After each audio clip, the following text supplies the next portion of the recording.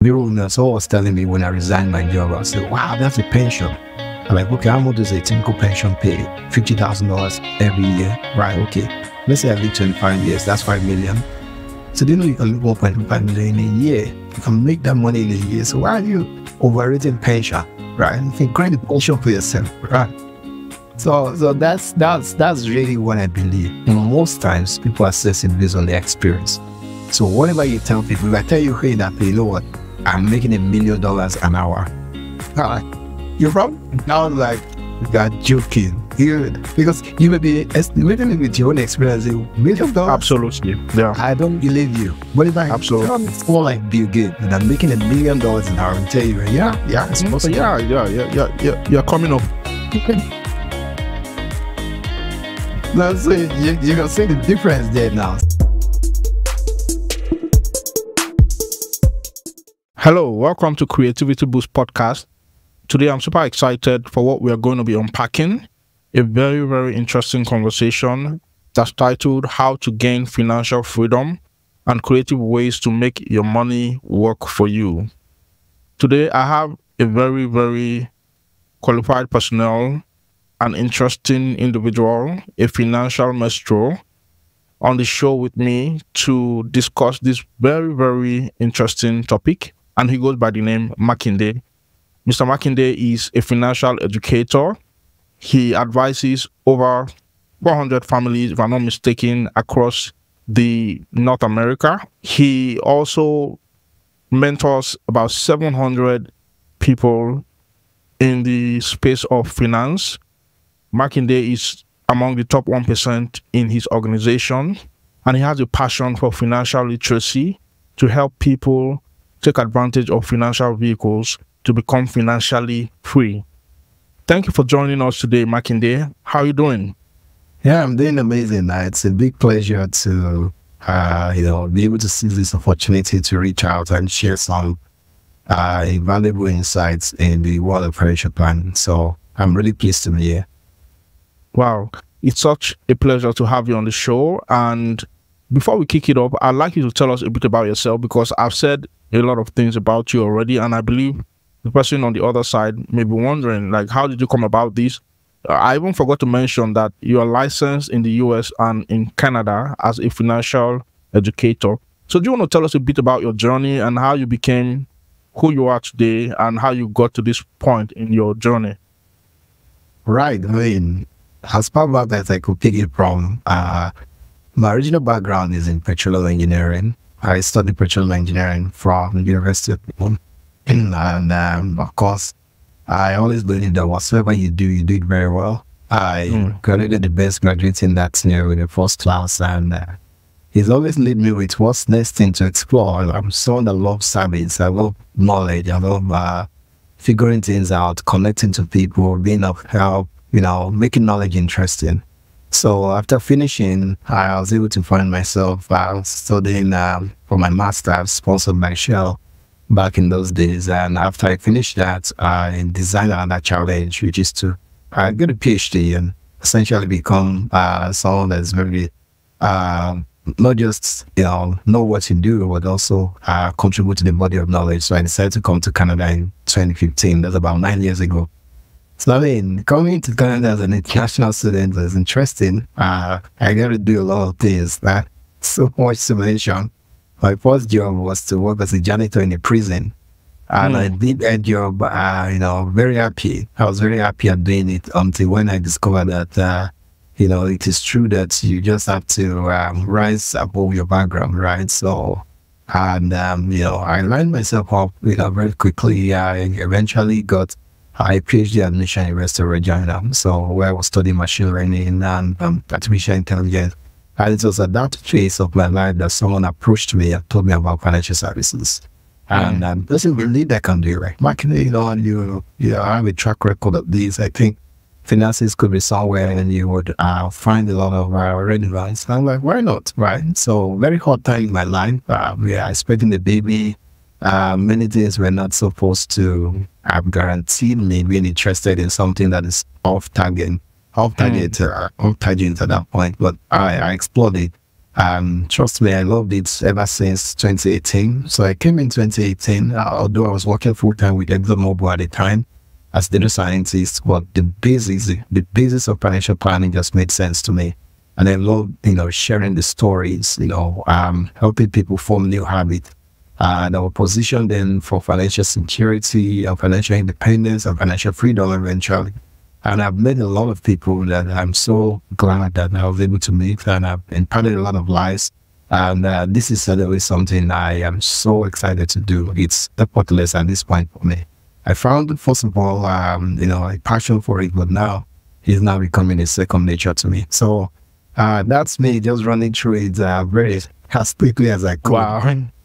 Wow. As you just went through your story, I felt chills coming through my body, because your story is such an inspiring story, and you actually are an exact representation of what creativity is all about.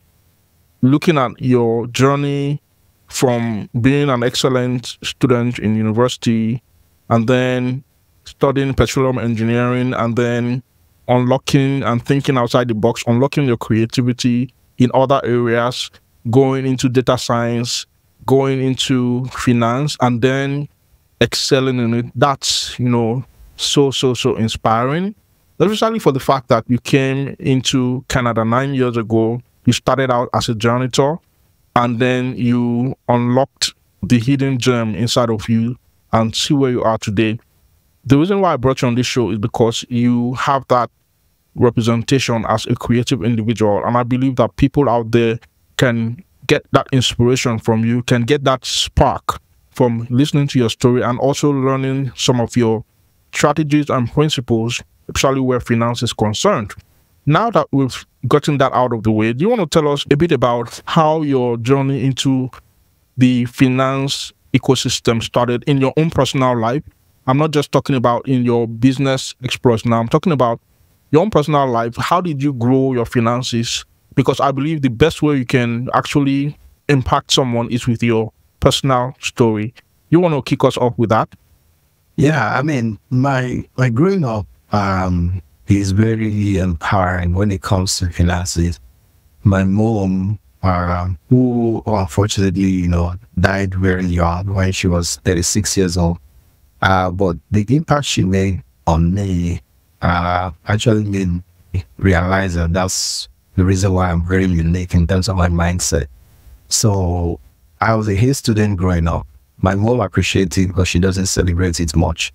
So she would always tell me that, no matter how educated you are, you may work for someone that is not educated. And you put off school uniform and come to the market and come and do what you have to do. So she's always putting that modesty to that inclination where you may see yourself as, oh my God, I am book smart, I do only book stuff, and I don't get into business. So that's has already, make an impression. So now, in my own personal finance, where I started my journey from is how much money is enough, for my family. That's the first question that I really wanted to find an answer to. The very first time I had this conversation with my wife, I was already making six-figure income, working with ExxonMobil. But then, how much is enough for us at that point was $20,000, because I was thinking about it like, how much money do we need to make so that we can kind of, very happy in this zone, help those people we need to help ourselves, and get to kind of have the experiences. The number worked out to be $20,000 at that point. I was like, wow. Our combined pay every month there was just a bit shy over 7,000. So he's saying 300% growth in our income is what we want to work towards. And some of the drivers of that number are things like considering major investments, considering people back home, because I have siblings that I can't pretend to see. I don't want to be financially responsible for them. Lifestyle, which matters, because even as much as you want to save for the future, you want to enjoy the moment too. And so when that number came on the table, it was very clear that I need to do more than what I'm doing, right? No explanation. I can go back to Exxon with and say, I need 20K. I don't even my, I don't think my director earns 20K more. No, no, and I think that's a difference in the approach to how you get to the resilience when you want to do something. When you let your motivation be the why, not the what to do. I think when people ask what is a lower level question, the higher level question, why am I doing these things? So for me, I didn't have any other thing that I could do. I couldn't drive Uber. I couldn't do stealing dishes. It's not saying doing those things with bad, but I'm thinking of something that I can transition like quality into, and that my competence will be real, relevant. So I found financial services to be very attractive. And I tried a couple of things before I got into financial services. I tried, exploring, taking courses and training people in data science and stuff like that. But I could easily see the shortcomings of those kind of ideas because if I'm not available, if I can't do it, I'm very limited because I'm the source and the resource for it. And if I say, oh, I want to train people, why? I don't have any proprietary rights to, not keeping people away from going to start their own too. So I evaluated the model and I said, okay, you know what? I think this finances will make sense. I'm just going to go into financial services as a means to pursue driving this income expectation of $20,000 a month. And I give myself 5 years. I'm like, I want to do this in 5 years, right? And, that's one thing, again, I know about myself. I don't overestimate myself, right? If I see you do something so well, I see the work behind you. I'm like, oh my God, this guy must have put 10 years into this. How long is it going to become like this? I assess the work behind it very accurately. I'm like, okay, I don't spare any dime. I think I'm going to it early and try to use the little bit of time I have to get myself warmed up and get to find the right resources, the right environment, and the right people at the same time that will get me to achieve this goal. Well, I started that and I started talking to people about basic concepts. I could remember one of my clients, they spoke to me about saving $50 every day. Yeah, sorry, every month, rather. I'm like, do you know if you can save $50 every month, that's $600 a year. If you get 10% returns, that's $660. I'm like, okay, if this happened in the next 5 years, you can actually get to the point where you can have about 50K. So I started looking into the numbers. So I started talking to people about numbers. I discovered that people are very emotional with words, but they're very rational when it comes to numbers, right? So it became very easy for me to say, hey, $50 a month. Can't you do that? Oh, I can do that. But if I start talking to them about saving these, people don't take action. So I get good at using the number to make the logical part of human to act instead of the emotional side. And, it worked quite well. Then I started finding myself from people that just need that kind of advice I could offer. Then I became somebody that could have clients, 2 clients, 3 clients. And I took it very seriously also to do, client engagement as much as I could. Oh, this is how far you're going to your savings. Do you know that if you can just increase this by $75 more, this is where you're going to be? And that's worked out well and started building the credibility, started building the trust, and it didn't take too long for me to find, the circle of people that I could be an advisor to. And, $20,000 income a month, well, I don't wish that for my enemy right now because I have, since achieved that goal a long time. And I just felt like everybody in their personal finance needs to do sizing. When you do sizing, you build your why. Where your why is strong, your how comes, and essentially you'll be focused that you can achieve your goals. Wow, that is really, really phenomenal. And I think that is the perfect foundation for what we are going to begin to talk about, right? Because today we want to talk about like how to gain financial freedom and creative ways to make your money work for you. And you've just given us your own personal story and how you made it happen for yourself and you crushed it, right? So now I want you to help the person listening to us right now on the other side who probably is stuck with a job that he hates and with a pay that is not doing him, good that he wants in life, or it's not taking him where he wants to go financially in life. So what would you recommend and what would be your advice for that person? If you have a roadmap, a strategy, a framework that you would recommend for anyone in that condition, regardless of skin pigmentation, regardless of race, regardless of educational background, I think now would be the best time to share that. I mean, the truth there is that if everybody really were very objective about their financial situation, it is not difficult to realize or discover that job is not suited to be something that we're gonna do. Or I mean, 10 years. I think if you find yourself doing a job for 10 years, probably you neglect a lot of signals, right? You probably tolerate a lot of things that gets you to work for as long as 10 years. I feel like, I mean, be wrong, it may be an opinion. I feel like if you step out to be financially independent, which is just a step before you're financially free, you will quickly realize that within 5 to 10 years, you have your shot to create your income solution. So, anybody going through a job they don't like right now, it's an advantage because you have been pushed by the nature of your job to start thinking outside the box, right? Because I think a less fortunate position would have been that you have a job you like and you have like a situation whereby you are not able to create the intentional sense of urgency for yourself. Because sometimes, people's sense of urgency is created by crisis, right? But if you are growth, if you're a growth mindset individual, your sense of urgency is self-started. You start thinking and say, oh, what if you have a time bomb mentality? What if there's a 5 years time bomb thinking, right? How will I justify the safety for my family if that bomb detonates in 5 years on this job, right? Because you never know. I mean, it's nothing you control.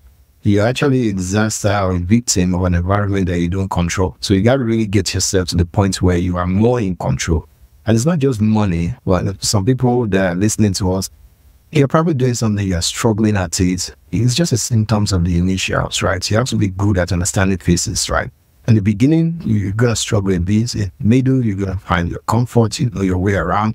In the end, you become really a master or a pro, right? And that's where you get paid the most. So I feel if you are going through a job that you don't like, it's good for you because it's forcing you to kind of be more sensitive to signals.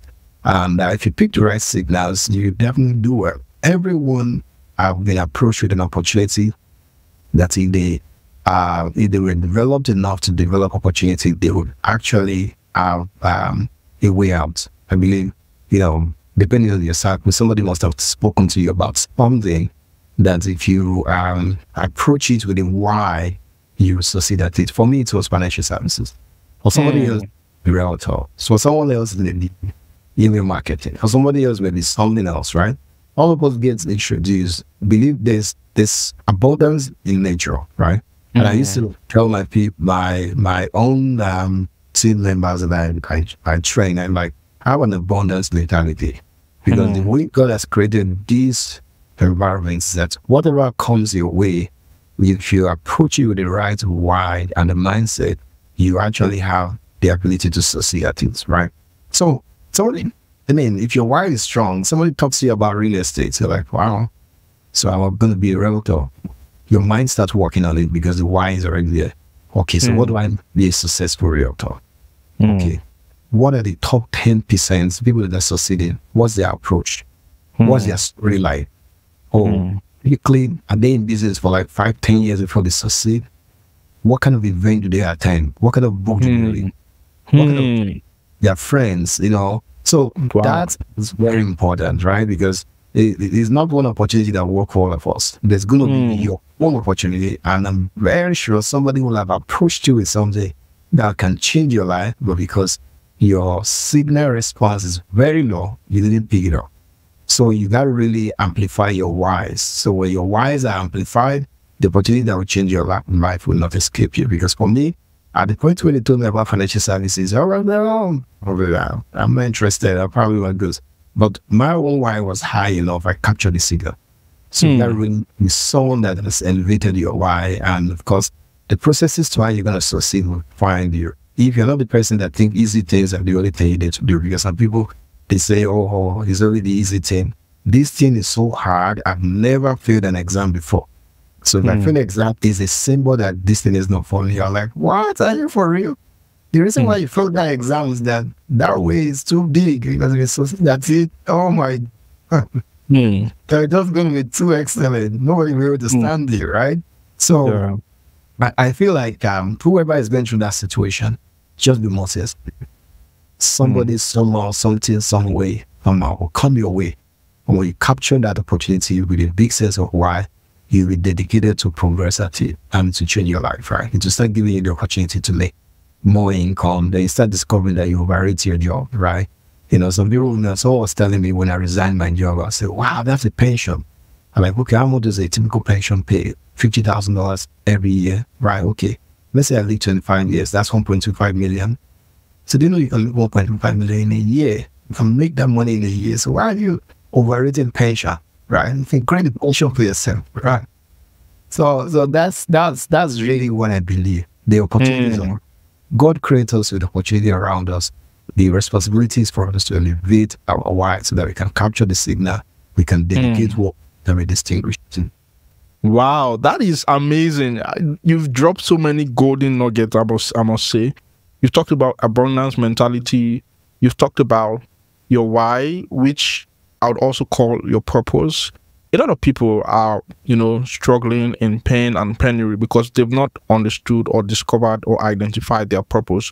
They've not been able to figure out why they are gifted the way they are gifted, why they are skilled the way they are skilled, why their background is unique to the journey that, they're going through. And that's why we have many creatives heading for the grave with their gifts, skill, ideas, talent, experience, and knowledge unbirthed. Right. And that's basically why I created this show and try to reach out to people like you who have actually blazed the trail when it comes to manifesting creativity and profiting from creativity, so that as we have these conversations, someone out there who is probably lying on their bed or driving on their car or jogging or riding their bike and listening to us will receive a light bulb moment, will receive that spark that will jolt them out of mediocrity or being average and get them motivated, get them stimulated towards manifesting their gifts, manifesting their why, and working on taking their ideas and turning it into profitable creations. And you just said something also that for you it was financial services. For someone else it may be something else. For someone else it may be email marketing. For someone else it may be something else, something that appeals to you. But it all boils down to your ability to identify your creative ability, your potential, and create a solution using that. And talking about creating solutions, I see you as someone who has established himself in the financial world as a solution provider. So do you want to tell us a bit about, solutions to problems of lack, like practical solutions now? We've talked about the inspirational side, the motivational side, which is very fundamental. But now I want us to take our conversation to the next level and talk about strategies. I know strategies are abundant. There are many strategies out there. But I feel like someone is listening to us and is just waiting for just that one idea that will be sparked in their mind by way of the strategies, by way of the tool set that we can suggest to them. So what would you say are some of the greatest or the easiest ways, the entry point into financial abundance and financial freedom? I mean, it's a very structured path. Just that a lot of people don't seek knowledge as to how to start the journey. And I wonder sometimes when I review people's steps as against the destination they should have in mind, it's just hazy, right? So the very first thing that you want to do as an individual is for you to meet your daily expenses, right? So you earn income, so money comes in. Out of the money that comes in, essentially you need to survive. You need to pay your rent, you need to pay your mortgage, this case maybe. You need to, whatever it is as a cost of your lifestyle. That's the first big negative that into your cash flow, right? So you need to know to establish that number independent of any other source that you don't drive. What do I mean by that is that forget credit card, forget line of credit. how much is my mortgage? I pay $4,500 to deal with my mortgage, my utility, and everything is about 4,500. My child care is about 8,000. Essentially, like phone bill, blah blah blah, it's about 500. You estimate everything and say it's about $6,500. Your income or your wife's income is only about say $8,000. By the time you take 6,500 out of 8,500, you have 1,500. Your future is not in the 8,000, it's about the 1,500. That 1,500 you make is what determines your future. That fourth number you have to establish, and that's what we call it discretionary income. If that number is unknown, we don't have a structured way to get financial freedom, because one of the things that you will realize is that if you know it's 1,500, then you have the appetite to expand it. You're like, oh my God, 1,500. So how do I even want to buy a second home if I'm interested to have a real estate investment? 1,500, even if I don't touch 1,500, there's no money sent back home. Eat this 1,500, I keep it for another 20 months. The best we call is 30,000. For all the land, spend property, I need 60,000. Oh my God. Can I wait for 14 months before I actually, you start seeing limitation there, right? If you have that very first courage to establish your discretionary income. So discretionary income establishment is first thing. Now, when you establish your discretionary income, the next question you want to ask is that what are the most important things I need to do right now? I haven't featured on the discretionary income. Well, the next thing is for you to guarantee the security of your family. You think about is, who are the people making things happen in this family? This 8K, how is it going to be? If one of us is not available again, what happens to this family? So you got to protect your income, because when you save the whole of your 1,500, God forbid, 1 year, 2 years, 5 years, 7 years, something major happens, the whole of the 1,500 you save cannot even rise up to the demand. So I used to say something to people were like, it's a big disaster when you drive on the journey you should fly to. Because you have to understand the financial vehicle that can do what. One vehicle can all. Vehicles actually have a specialized part of your need that they will fulfill. So you have to ask yourself the right question. I happen to experience it. So that's why again is that you need to know that people don't know what the truth is. They only know what their experience is in what you tell them. So if I come to you now, and you ask me a question. Let's say you ask me a question. I say, hey, Makinde, have you ever kissed a lady before you got married? Now, in actual fact, if you grew up to be like a playboy and it was normal to have a girlfriend every other 6 months, and I say, you know what, Daffy, I never kissed a lady since I got married. You're not going to believe me. You say this guy, you are just lying. Forget about it. How can you, at this stage, you are a little girl?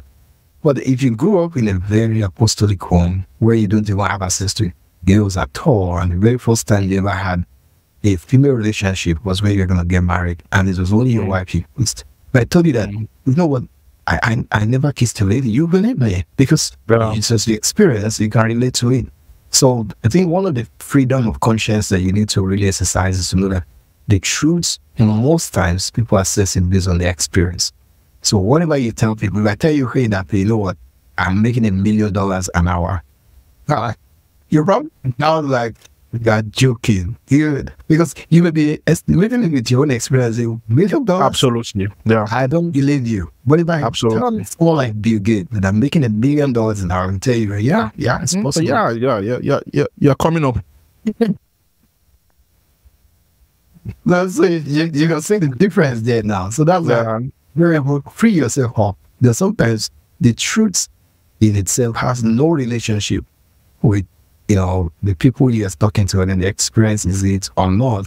So when you're bringing something of value, some people may take it as value, some people might not be like value. It's just the level of the experience. So when it comes to talking about protecting your income first, I was able to relate to it because I lost my mom when I was 11 years old. And I could see what its disastrous impact was, right? I couldn't pay my first year's school fee. I was first in my class.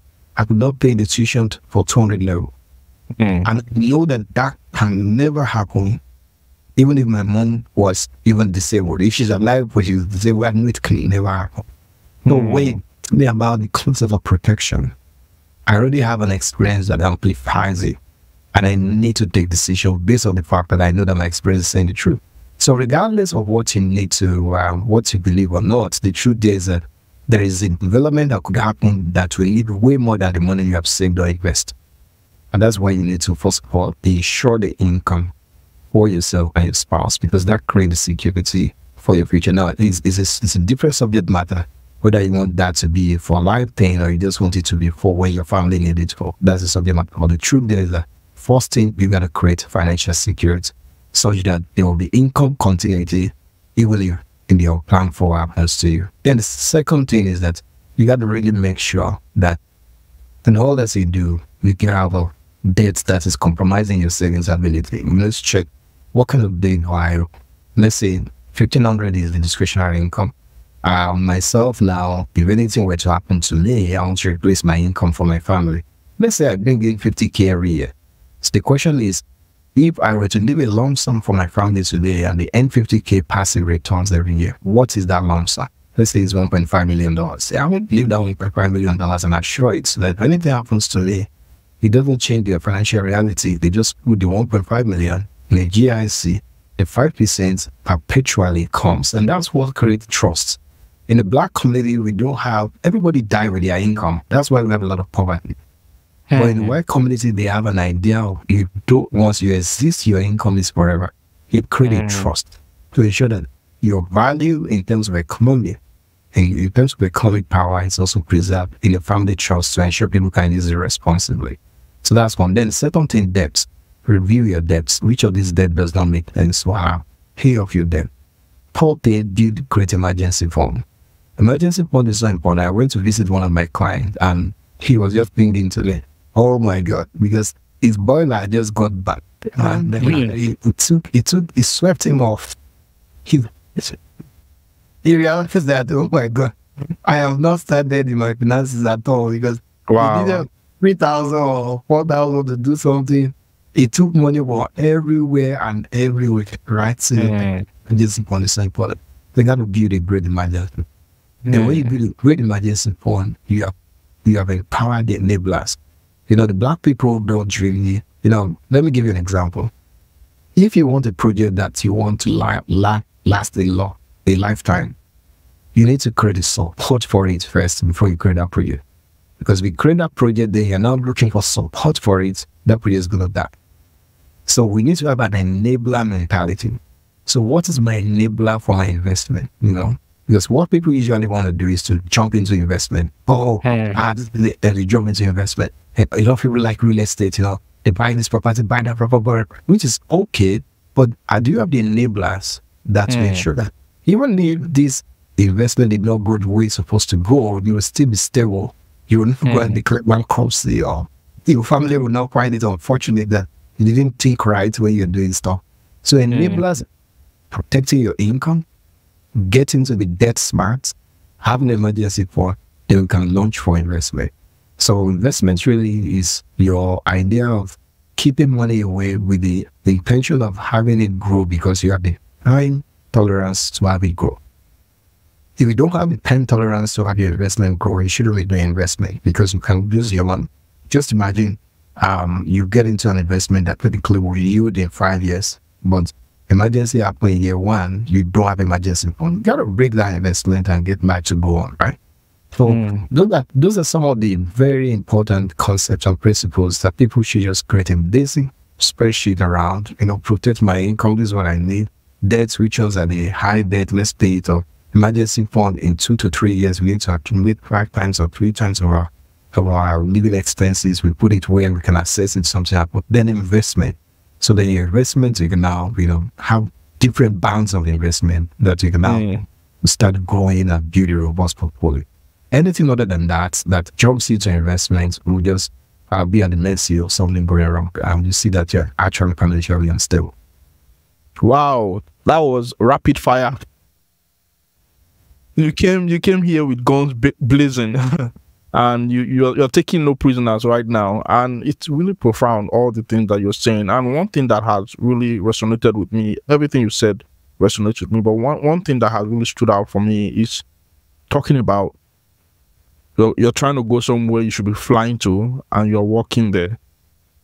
And why that resonates with me is because it aligns with a, a mindset that one of my mentors usually shares. His name is Myron Golden. He would say wealth has a need for speed. And then he would say that if you make $25,000 in 40 years, if you save everything and you do nothing with it, you're going to have 1 million in 40 years and you're still a millionaire, right? But you're broke because you're making that money slow.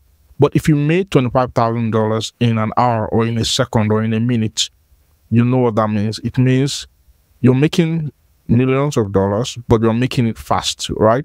So that is really profound. That blew my mind. Wealth has a need for speed. And, gaining financial freedom, it has a need for speed. Making your money work for you has a need for speed. And there's a lot more that we can say. We can go on and on. I believe we cannot exhaust all the different instruments and all the different tools in the tool set for financial freedom. But I believe that what we have said today is very, very, substantial for whoever is listening to us right now to run with before we, come back again to have another discussion. I think we are going to have to do another one to follow up what we have said today, because there's a lot more to talk about. I have a lot more questions that I believe you'll be able to speak to, and you are a man of wisdom, so the fountain is ever flowing, and so I think I would have to have you come back again. But thank you so much for all the profound insights that you've shared.